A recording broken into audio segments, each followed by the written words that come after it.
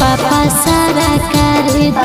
आगे पापा की कर लेके बहन कोटा आगे बोलना एक बतिया। दुल्हा खोजले है जब से आगे तेरे पापा दूल्हा खोज दिल को बहन कोटा न इतना जल्दी कर ले रे हम आगे।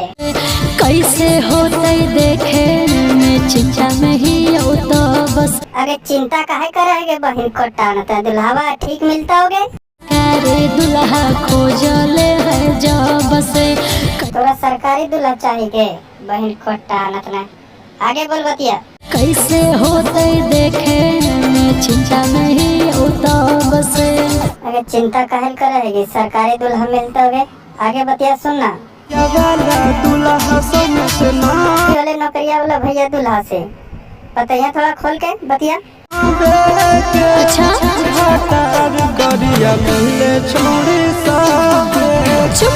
भतार खोज रही नौकरिया वाला के अब करिया मिल गए ना अब काहे बोल रही चुप चुप।